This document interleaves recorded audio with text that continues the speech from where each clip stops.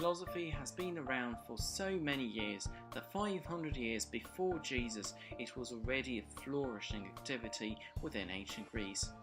This is Historically. Philosophy was born in Greece around 600 years before Jesus. The first man whom we know to have been a philosopher is Thales of Miletus, who is what we call nowadays as a pre-Socratic philosopher, that is, a philosopher who came before Socrates. We don't have any direct writing by those who were pre-Socratic philosophers.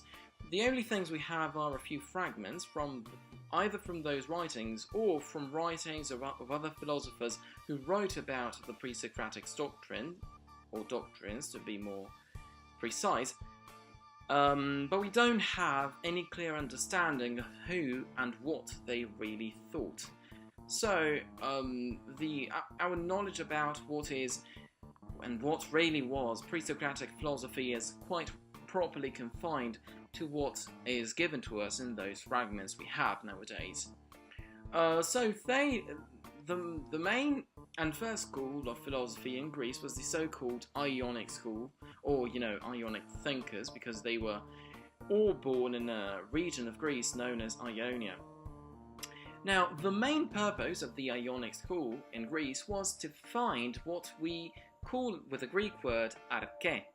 That is, the origin, the cause, and also the sustaining element that kept the world alive. Thales thought that this element was water. He thought that water was the origin of everything, and that water was also what physically held the ground. He thought that the dry land was floating over the sea. Then we have another thinker who was a disciple of Thales, who is Anaximander. Contrarily to his teacher, Anaximander thought that the origin, the arche of everything, was something he called apeiron, which is generally translated as the infinity, the infinite, which is without a limit. That is, without, and peras, limit. However, some think that actually the term Anaximander meant was ground. Scholars such as Giovanni Semerano have actually proposed that the word derives from a Semitic word from Akkadic, eperu, and means actually the ground, the dust.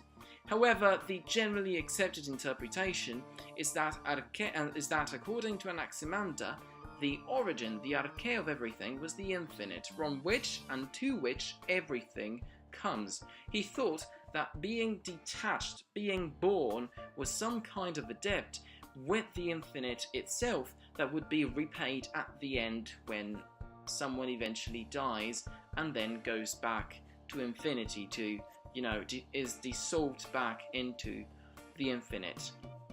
Then we have another thinker of the Ionic school who was Anaximenes. Anaximenes thought that the arche, the origin of everything, was air. He thought that air, as what we breathe and also what is around us in the world, he thought that it was the origin of everything. Finally, one of the most important Ionic thinkers, and one who's been mostly relevant for following philosophers, is Heraclitus. Heraclitus, who was born in Ephesus, thought that the arche was a logos, which is a word which means both reason and word. He thought that this logos manifested itself in the juxtaposition of two dual elements. So, death and life, heat and cold, and any other kind of dualistic opposition were just the manifestation of this original and single logos. And due to the conflict between these two dual elements, the whole world was created. He said in one of the few fragments we have, which were directly written by him, at least we think it was directly written by him, he says, the war, that is, the juxtaposition, the conflict between the two dual elements, is the father of everything. Polemos is the father of everything. Polemos is the Greek word for war.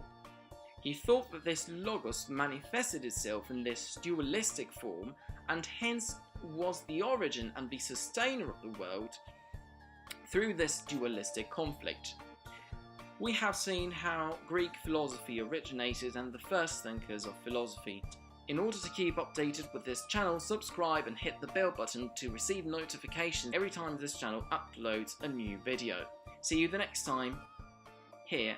See you the next time here at See you the next time here on Historically.